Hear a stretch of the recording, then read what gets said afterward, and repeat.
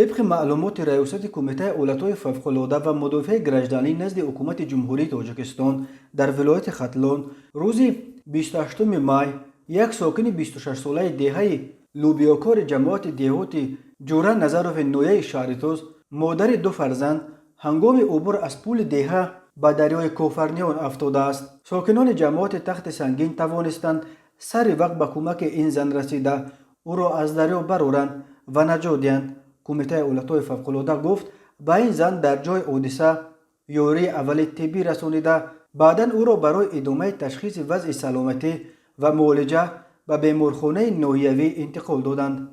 و اما دو مورد دیگر غرق شوی شهروندان در روز 28 مای چنین فرجام خوش نداشت. طبق معلومات ریاست کمیته در ولایت سوخت روز 28 مای تخمینا ساعت 15:03 نجات دهندگان دسته مخصوص نجات شهر خوجند به موضع استک جماعت دهات حیدر عثمان حدود نوع باباجان غفورов سفر برگردیدند. بنا به خبر دریافتی یک نورس 15 ساله در جای برای آببازی ممنوع آببازی کرده به ناگاه غرق شده است.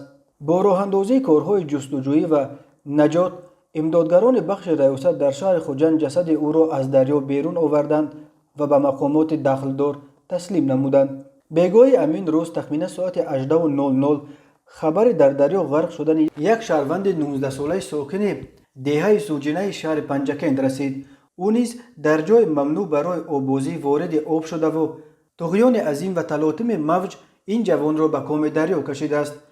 نجات دهندگان بخش ریاست در شهر خوجند جسد او را از آب بیرون آورده به مقامات حفظ حقوق سپاریدند. کمیته اولتای فوق‌العاده بار دیگر از مردم خواسته است که تنها در مکانهای آببازی کنند که اجازت است. جایهای به اجازت معمولا خطرناک و می توانند سبب فاجعه شوند. دو حادثه رخ داده دلیل این گفته است. تاکید کرده است کمیته اولتای فوق‌العاده.